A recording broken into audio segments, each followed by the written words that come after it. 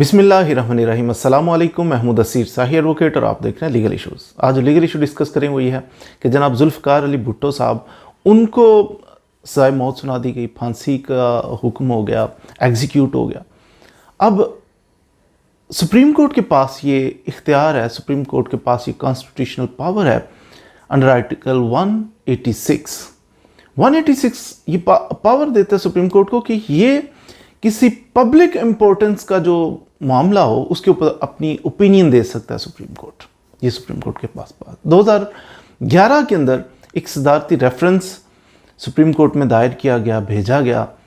सदर आसिफ अली जरदारी साहब थे उस वक्त, पीपल्स पार्टी के को चेयरमैन, उन्होंने भेजा।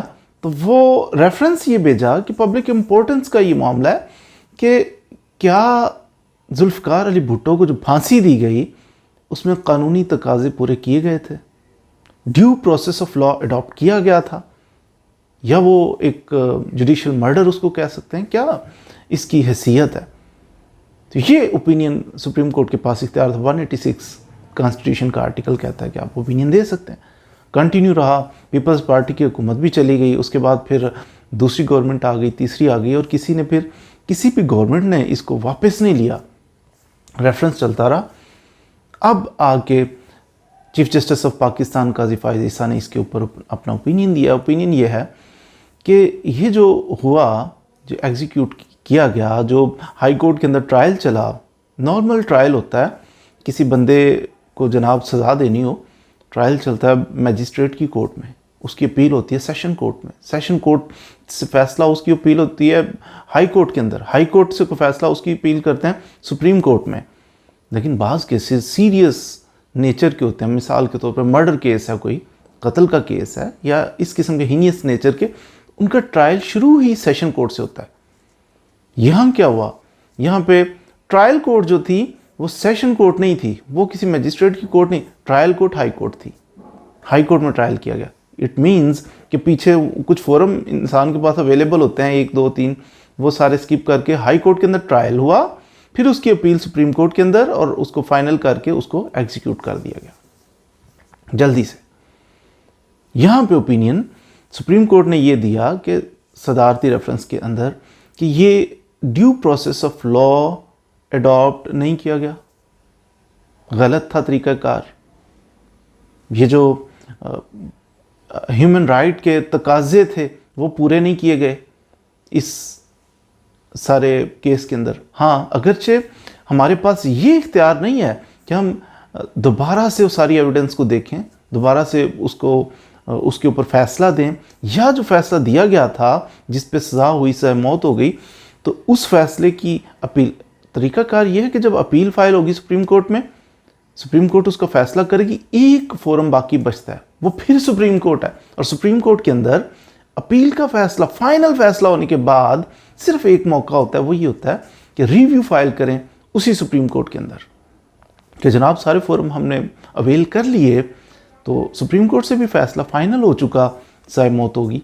अब रिव्यू दोबारा सुप्रीम कोर्ट ही इस फैसले को देखे तो कि ये फैसला मुनासिब नहीं है, एक दफ़ा गौर कीजिए।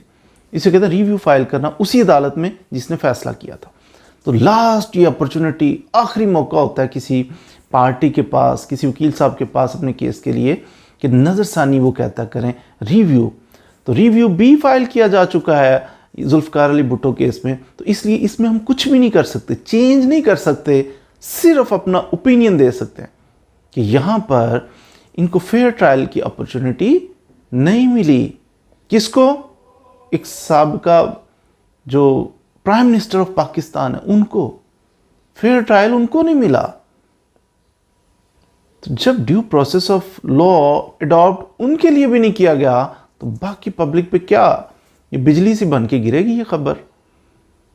अवाम क्या इनसिक्योर नहीं महसूस करेगी? बाज़ लोग कहते हैं कि इमरान खान की बात करें तो वो कहते हैं नहीं जी, ये देखिए ये फेवर कर रहे हैं इमरान खान को।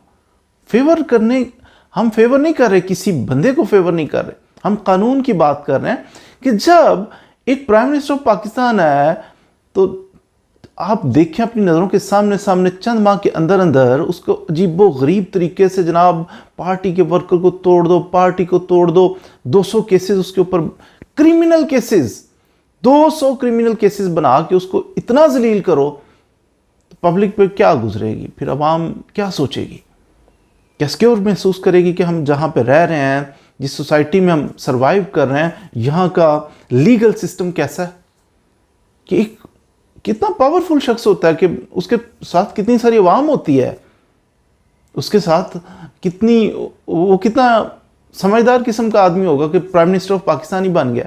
बड़ी बंदा मेहनत करे, कोई डॉक्टर बन जाता है, कोई इंजीनियर बन जाता है, प्राइम मिनिस्टर ऑफ पाकिस्तान बन गया है, और उसके बाद उसके साथ क्या हो रहा है। आज का खेल नहीं है, ये सालों पुराना खेल है जो चलता आ रहा है। याद रखिए कि किसी भी कौम की तरक्की का राज जो है ना, उसकी बेस जो है, बुनियाद निज़ाम इंसाफ है। निज़ाम इंसाफ को हिला देंगे ना तो स्ट्रक्चर फिर कैसा नापायदार होगा। तो अभी भी वक्त है कि हमें सुधर जाना चाहिए, हमें संभल जाना चाहिए। क्योंकि देखिए, अगर इस्टेब्लिशमेंट में कोई बंदे बैठे हैं, ब्यूरोक्रेसी में बैठे हैं, पॉलिटिशियंस हैं, हमारे वकला हैं, हमारे जजेस हैं, कोई भी है, हम में से ही हैं। आज हमें सोचना है, सीरियस होकर सोचना है कि निज़ाम इंसाफ पे किसी किस्म का कोई कंप्रोमाइज़ कभी ज़िंदगी में नहीं करना। ये बुनियादों को हिला देगा किसी नेशन की। तो हम अपने पाकिस्तान से प्यार करते हैं, अपने कंट्री से प्यार करते हैं, अपनी कौम से प्यार करते हैं, इसलिए हम सबको ये चीज़ बिल्कुल वाज़े तौर पे अपने ज़हनों में, अपने दिल में बिठा लेनी चाहिए कि निज़ाम में इंसाफ पे कोई कंप्रोमाइज़ नहीं होना चाहिए। ना उसे कभी ज़िंदगी में फेवर करें।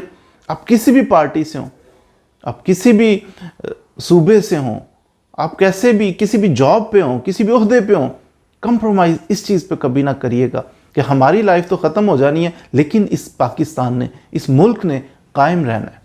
तो हम ऐसा कोई अमल ना करें, किसी ऐसे अमल के आलाकार ना बने कि जो कानून की बालादस्ती पे हरफ आने दे। हमेशा कानून की बालादस्ती होगी, वो एक मज़दूर हो या एक प्राइम मिनिस्टर हो। कानून को हमेशा पेश नज़र रखना है कि कानून की हुक्मरानी हो। इसी से फिर हमारी ताकत बनेगी, हमारे मुल्क की ताकत बनेगी और पाकिस्तान तरक्की की राह पे गामज़न होगा। तो उम्मीद है आज आपने भुट्टो रेफरेंस जो था उसका फाइनल कंक्लूजन क्या हुआ, उसके बारे में कुछ ना कुछ सीख लिया कि यानी मायूस कुन उसका एंड हुआ कि एंड पे यही कहा गया कि नहीं जी, फेयर ट्रायल भी नहीं था, ड्यू प्रोसेस ऑफ लॉ भी अडॉप्ट नहीं किया गया। बड़ा अफसोस की बात है। बहरहाल जी, आइंदा ही सुधर जाएं, आइंदा ही संभल जाएं। अल्लाह ताला में हमारे मुल्क पाक की हिफाजत फरमाए। यहाँ इंसाफ का बोलबाला। मज़ीद वीडियोज़ के लिए हमारे साथ रहिए। Thank you very much.